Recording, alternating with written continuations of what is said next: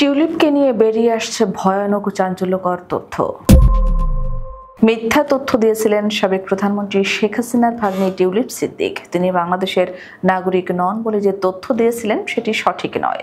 তার tax file ও bank হিসাবের সন্ধান মিলেছে। তার বিষয়ে আরও চাঞ্চল্যকর তথ্য বেরিয়ে আসছে। জাতীয় রাজস্ব বোর্ডের আয়কর গোয়েন্দা ও তদন্ত ইউনিট এসব বিষয়ে অনুসন্ধান শুরু করেছে।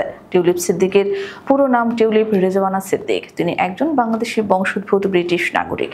2015 সালের সাধারণ নির্বাচনে লন্ডনের হ্যামস্টেড অ্যান্ড কিলবার্ন আসন থেকে পার্লামেন্ট সদস্য নির্বাচিত হন। এছাড়া তিনি ট্রেজারির অর্থনৈতিক সেক্রেটারি এবং সিটি মন্ত্রী হিসেবে 2024 সালের 9 জুলাই থেকে 2025 সালের 14 জানুয়ারি পর্যন্ত দায়িত্ব পালন করেন। দীর্ঘদিন ধরে তিনি যুক্তরাজ্যে বসবাস করে আসছেন। টিউলিপ সিদ্দিক বাংলাদেশের ট্যাক্স ফাইল ওপেন করার সময় নিবাসী কলাম পূরণ করেন। অর্থাৎ নিবাসী হতে হলে তাকে বছরে অন্তত 182 দিন বাংলাদেশে অবস্থান করতে হবে। কিন্তু বাস্তবতা ছিল ভিন্ন। তিনি মাঝে মধ্যে কয়েকদিনের জন্য ঢাকায় তার খালা সাবেক প্রধানমন্ত্রী শেখ হাসিনার সঙ্গে সময় কাটাতে এসেছেন মাত্র। এক্ষেত্রেও তিনি মিথ্যার আশ্রয় নিয়েছেন। সূত্র জানায়, টিউলিপ সিদ্দিক 2006-07 অর্থ বছর থেকে ট্যাক্স রিটার্ন জমা দেওয়া শুরু করেন। এরপর 2018-19 কর বর্ষে পর্যন্ত তার রিটার্ন জমার প্রমাণ মিলেছে। ট্যাক্স ফাইল ওপেন করার সময় তিনি বাংলাদেশের নাগরিক হিসেবে ধানমন্ডির ঠিকানা ব্যবহার করেন, যেখানে বাসা নম্বর 54 এবং রোড উল্লেখ করা হয় 5 নং। এছাড়া 2014-15 কর বর্ষে ঠিকানা পরিবর্তন করে দেখানো হয় বাসা নং 13, রোড নং 7, গুলশান 1। রিটার্ন দাখিলের ফর্মে যথারীতি তার জাতীয় পরিচয়পত্র নম্বর উল্লেখ রয়েছে। এদিকে সোনালী ব্যাংকের গণভবন শাখায় তিনি যে ব্যাংক অ্যাকাউন্ট বা হিসাব খোলেন সেখানেও এই ঠিকানা ব্যবহার করা হয়। ব্যাংক হিসাবটি ওপেন করা হয় 2007 সালের 1 জুলাই।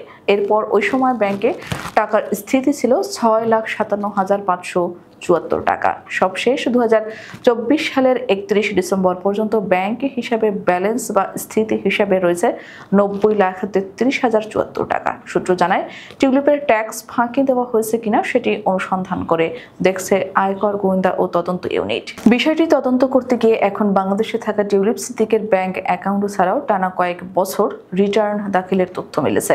খতিয়ে দেখা হচ্ছে করযোগ্য কত টাকা তিনি পরিশোধ করেননি। একই সঙ্গে দুর্নীতি দমন কমিশনও তার ট্যাক্স ফাইল স্টাডি করে ফাইলে থাকা অর্থের আয় ব্যয়ের উৎস ও খাতগুলো তদন্ত করছে। যুক্তরাজ্যের সাবেক সিটি মিনিস্টার টিউলিপ এখন বাংলাদেশে বিচারের মুখোমুখি। মা খালাদের সঙ্গে মিলে দুর্নীতি ও অভিয়মের মতো গুরুতর অভিযোগ রয়েছে তার বিরুদ্ধে। টিউলিপ বাংলাদেশের নাগরিক হওয়ায় তার বিরুদ্ধে যে কোনো অপরাধের বিচার চলতে কোনো বাধা হবে না। এছাড়া তিনি নিশ্চয়ই ব্রিটিশ ট্যাক্স ফাইলে বাংলাদেশের নাগরিকত্ব ও ট্যাক্স ফাইল সংক্রান্ত কোনো তথ্য দেননি। এজন্য এ ধরনের গুরুত্বপূর্ণ তথ্য গোপন করার দায়ে তার বিরুদ্ধে ব্রিটেনের আইনেও মামলা হতে পারে। টিউলিপ সিদ্দিকের খালা সাবেক প্রধানমন্ত্রী ও আওয়ামী লীগ সভাপতি শেখ হাসিনা গত বছরের 5 আগস্ট ছাত্র জনতার অভ্যুত্থানের মুখে বাংলাদেশ থেকে পালিয়ে ভারতে গিয়ে আশ্রয় নেন। ওই সময় টিউলিপের মা শেখ রেহানাও তার সঙ্গে পালিয়ে যান।